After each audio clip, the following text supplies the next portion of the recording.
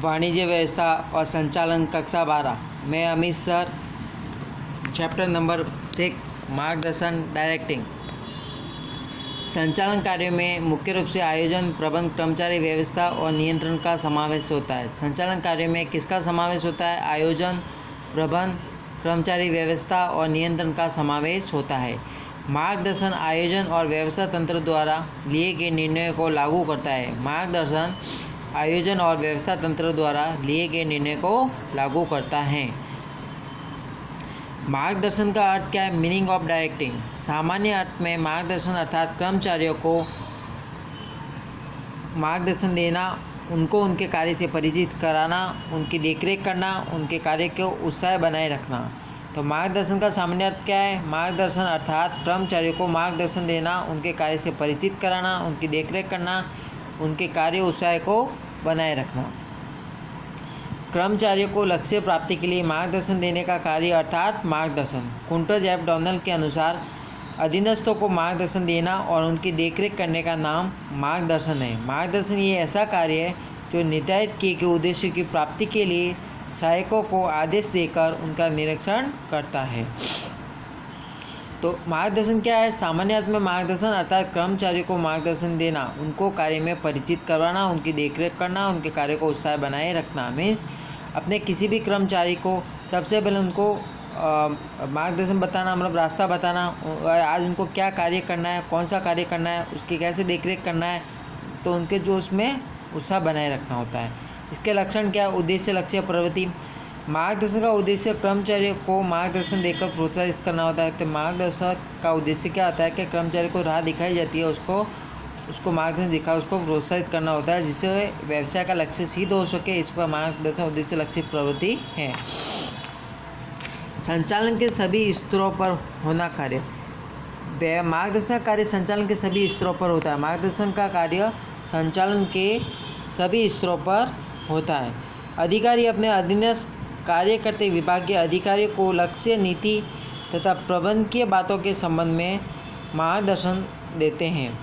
तो मार्गदर्शन का कार्य संचालन के सभी स्तर पर होता है। अधिकारी अपने अधीन कार्य करते विभागीय अधिकारियों को लक्ष्य, नीति तथा प्रबंध के बातों के संबंध में मार्गदर्शन देते हैं। निरंतर प्रक्रिया।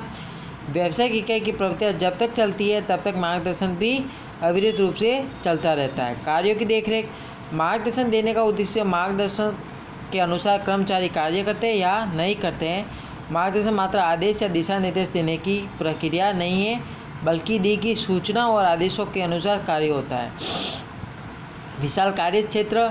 मार्गदर्शन का कार्य क्षेत्र विशाल होता है। इसमें कर्मचारियों का मात्र मार्गदर्शन या निर्देश देना ही नहीं, बल्कि संचालकों द्वारा इकाइयों के लिए निर्णय की उचित समझ देकर विचारों का प्रभावशाली को लागू हो सके का प्रयत्न करना होता है। सूचना संचार। मार्गदर्शन में कर्मचारी को आदेश तथा निर्देश देने के लिए कार्यक्षम सूचना पूर्वशर्त मानी जाती है। प्रोत्साहन। कर्मचारियों में अधिक अच्छा कार्य करवाने के लिए प्रोत्साहन भी देना आवश्यक होता है। निम्नगामी प्रवृत्ति। मार्गदर्शन निम्नगामी प्रवृत्ति है। ये सदैव उच्च स्तर से निम्न स्तर की ओर प्रभावित होते हैं।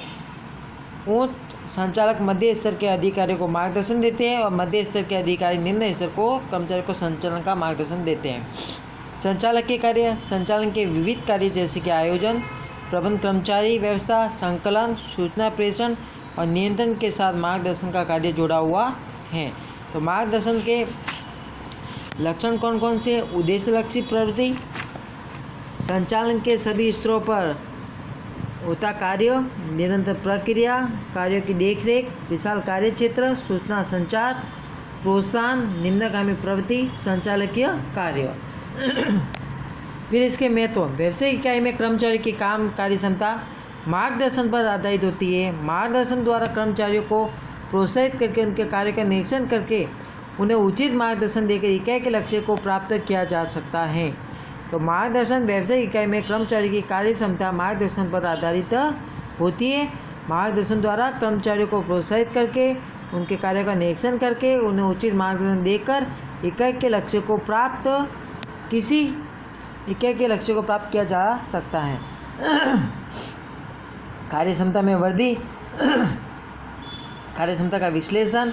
कर्मचारी को प्रोत्साहन, प्रभावशाली आयोजन, प्रभावशाली व्यवस्था तंत्र,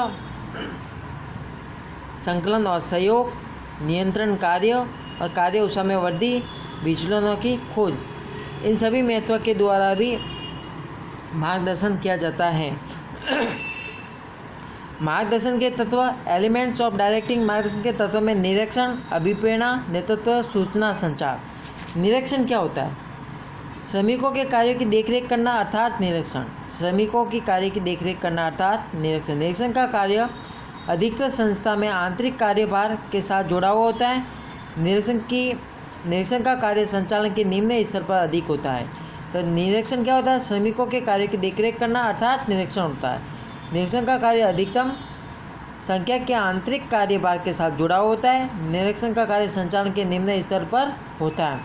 श्रमिक और फोरमैन के कार्यों का निरीक्षण करने का कार्य जो करता है उसे निरीक्षक कहते हैं। श्रमिक और फोरमैन के कार्यों का निरीक्षण करने का कार्य जो करता है उसे क्या कहते हैं? निरीक्षक कहते हैं। सरल अर्थों में कहा जाता है श्रमिकों की देखभाल करना अर्थात निरीक्षण है। श्रमिकों की देखरेख करना अर्थात निरीक्षण। आरसी डेविस के अनुसार निरीक्षण एक ऐसा कार्य है जिसके द्वारा योजना और सूचनाओं के अनुसार कार्य हो रहा है या इसका विश्वास प्राप्त होता है।